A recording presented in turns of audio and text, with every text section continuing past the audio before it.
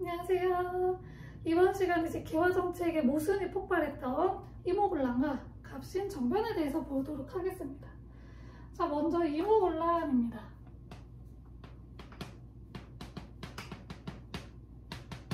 이모곤란은 이모년에 일어났던 군대의 반란이에요. 이모년은 1882년이고요. 왜 일어났냐면 배경이 항상 중요해요.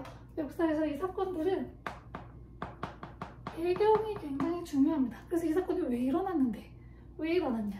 우리 지난번에 개화정책 하면서 새로운 군대 별기군을 만들었다고 했죠?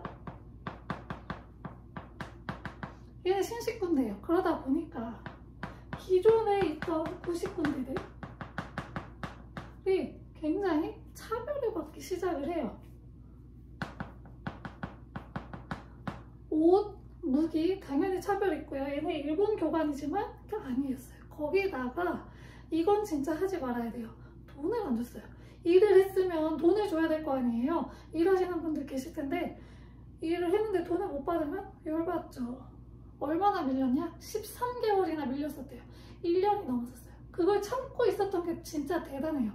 근데 하도 뭐라고 하니까 알았어, 우리가 줄게 라고 했는데 거기에는 한 달치밖에 안 줬어요. 심지어 밀린 거 다 주지도 않고 한 달치를 일단 먼저 줬는데, 옛날에는 이제 월급이 쌀이었거든요. 근데 거기에 뭐가 섞여 있었냐면 먹지도 못하는 껍데기, 겨, 모래, 돌 이런 게 막 섞여 있던 거예요. 아, 저 열 받아요, 안 받아요?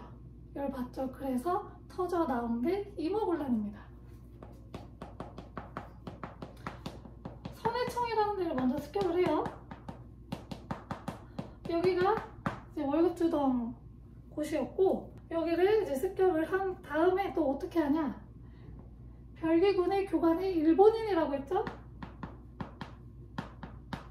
일본인 교관을 살해하고 일본 공사관을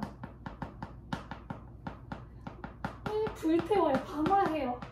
지금 방화죄가 굉장히 크게 처벌을 받는데 방화를 시킵니다. 그리고 고종이 친정을 했다고 했잖아요. 근데 이들은 개화정책에 반대하는 사람이에요. 그래서 누굴 다시 앉히냐? 흥선대원군을 다시 앉혀서 집권을 하게 만들어요. 그리고 이때 이제 명성황후는 도망을 갔다고 해요. 근데 죽었는지 살았는지 죽었다고 소문이 막 나고 그랬었어요. 그래서 이런 일들이 일어났던 게 바로 이모곤란인데, 조선 정부에서 누구한테 도움을 요청하냐? 청나라에 도움을 요청해요. 그래서 청나라가 군대를 이끌고 와서 결과적으로는 청나라가 진압을 해줬죠. 그래서 청나라의 내정 간섭이 심화가 됩니다. 그래서 청나라의 그때 군인이었던 원세계가 우리 위안스카이라고 하는데 우리나라에 들어와서 주둔을 하고 있었고요. 그리고 청나라에서 보면 마건상, 그리고 멜렌더르프가 관리 자리에 앉게 되었습니다. 그리고 청나라하고 조선, 청나라의 상민들이 물과 육지에서 상민 수륙 무역을 하는 조약을 맺어요. 그래가지고 이 청나라 상인들이 내지에서 물건을 교류하는 게 허락이 돼요. 개항장뿐만 아니라 개항장에서 더 깊이 들어오게 돼서 우리의 경제를 조금씩 야금야금 침탈을 하고 있었고, 일본인 교관 죽었죠. 일본 공사관 방화됐죠. 그렇기 때문에 우리는 일본에게도 배상을 해줬어야 됐어요. 인천 제물포에서 제물포 조약이 맺어져서 일본에게 배상금 지불, 그리고 일본 공사관에 일본인 경비병이 주둔할 수 있게 되었어요. 그래서 제물포 조약과 조정 상민수륙 무역 장정이 맺어졌다는 거, 이게 결과입니다. 자, 이렇게 해서 이모곤란이 끝났고, 한 가지 더 사건이 일어나요. 갑신정변인데요. 이때 이모곤란이 일어나고 나서 조정의 힘이 이제 좀 약해져서 청나라가 막 간섭하고 그러면서 개화 정책에 제동이 걸리기 시작을 해요. 청나라는 온건 개화 했었잖아요. 그러니까 급진 개화파들이 이제 좀 열이 받기 시작을 하고, 이때 무슨 일이 있었냐면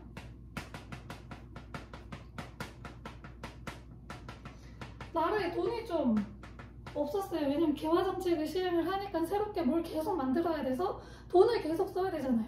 이 돈이 부족하게 되니까 급진개혁파는 일본한테서 빌려오자. 그리고 온건개혁파는 무슨 소리야, 당호전이라고 하는 돈을 다시 만들자. 우리 지난번에 당백전 했었죠. 그게 1당백, 그 동전 하나에 상평통보 100배 가치라고 했었죠. 그런 것처럼 당호전이라는 걸 만들자라고 이야기를 합니다. 돈을 새로 만들어서. 그리고 정부에서 온건한 개혁을 하니까 이 급진개혁파가 이제 불만을 서서히 갖기 시작을 해요. 그래서 안 되겠다, 우리 좀 뒤엎어야겠다 하고 일본의 허락을 받습니다. 일본의 허락이라기보다는 일본한테 약속을 받아요. 돈을 지원받기로 약속을 받아요. 그래서 오케이, 그러면 우리가 한번 뒤집어 엎어서 우리의 세상을 만들어보자 라고 하는 정변이 일어나요. 갑신 정변이에요. 갑신년에 일어난 정변. 그래서 1884년이거든요. 이때 일어났는데 어떻게 전개가 되냐. 일단 청나라가 계속 지금 주둔을 해 있는 상태였어요. 청나라 군대가. 그러니까 얘네가 좀 빠져야 돼요. 근데 딱 타이밍이 좋았어요. 청나라하고 프랑스하고 베트남을 두고 전쟁이 일어나니까 청나라의 군대 절반이 이제 자기네 나라로 복귀를 하게 돼요. 철수를 합니다. 이때다 싶어가지고 이제 하면 되겠다. 근데 언제 하면 좋겠느냐. 나라에 높은 분들이 많이 모이는 한 무슨 행사 이런 게 좋겠죠. 그때 한꺼번에 싹 다 밀어버려야 되니까. 그게 바로 우리나라 최초의 우체국이었던 우정총국 개국 축하연이었어요. 우리나라에서도 이제 근대적인 통신제도가 들어오기 시작을 한 거죠. 우편제도가 발달을 해서. 그래서 요거를 이제 우정총국을 새롭게 만드는 축하 자리를 빌어서 우리가 한번 뒤집어 엎어보자 라고 이야기를 했습니다. 그래서 이때 뒤집어 엎었어요. 급진개혁파들이. 그래서 성공했다 해서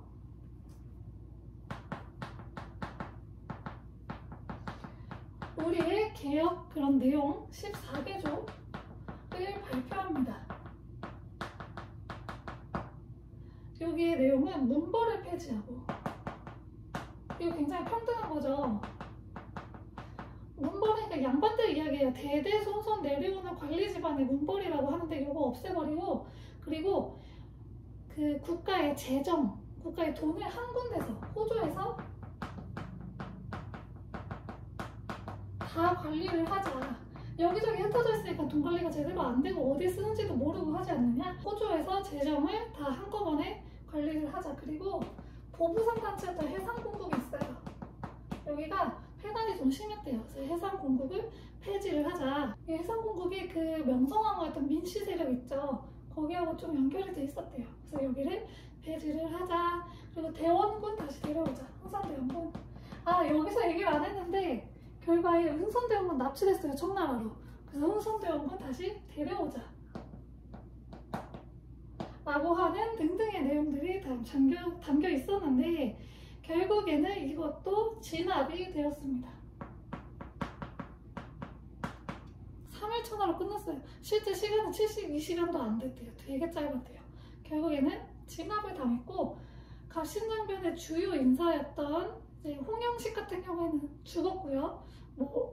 박용효 이런 사람들이 일본으로 도망갔어요. 그래서 이런 결과가 있었고, 이걸로 인해서 일본이 좀 피해를 많이 봤어요. 그래서 일본이랑 한성조약을 맺어서 배상 금지를 했고, 그리고 일본하고 청나라 사이에 텐진조약이 맺어져요. 이거 우리나라하고 상관도 없는데 왜 얘기하냐면 나중에 동학농민운동 때 굉장히 중요하거든요.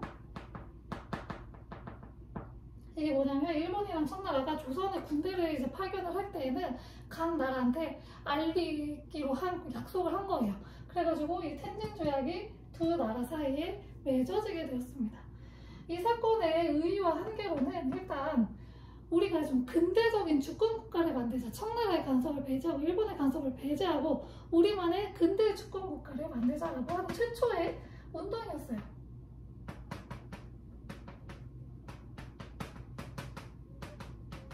그런데 이게 급진개혁파들이 주로 이제 위에 인사 관리들이었죠. 그래서 이걸 위로부터의 개혁이라고 하는데, 그렇기 때문에 민심에 이반을 했다. 백성들의 지지를 얻지를 못했어요. 백성들이 정말로 원했던 토지개혁 같은 건 들어가 있지가 않았거든요. 그래서 그런 내용들이 들어가지 않았기 때문에 백성들의 지지를 얻지 못하는 한계점도 있었다라고 하고, 일본의 침략 의도를 제대로 알아차리지 못했다라고 하는 한계점도 있어요. 일본한테 도와달라고 했잖아요. 일본은 뭐 좋다고 우리 도와주겠어요. 당연히 자기네들한테 이득이 가니까 도와줬겠죠? 그러한 의도를 알아차리지 못했다. 그래서 이런 사건들을 겪으면서 조선 내부에서는 우리 그 어느 나라한테도 붙지 말자. 중립을 지키자. 우리 중립국 선언하자라고 하는 중립화론이 대두가 돼요. 그래서 육일준이라고 하는 사람의 중심이 돼서 이야기를 합니다. 우리 중립 선언하자, 우리나라. 그래서 그 어느 나라한테도 간섭받지 말자. 그리고 외국의 부들러라고 하는 사람이 도와줘요. 하지만 뭐 잘 되진 않았어요. 외국이 무시했거든요, 가볍게. 이런 일이 있었습니다. 다음 시간에는 위로부터의 개혁 봤죠. 이런 근대화가 진행되면서 모순들이 계속 나온다고 했죠. 그 중에 하나였던 또 하나의 사건, 동학농민운동이 발생을 합니다. 이거는 아래로부터의 개혁이에요. 다음 시간에는 동학농민운동에 대해서 살펴보도록 하겠습니다. 감사합니다.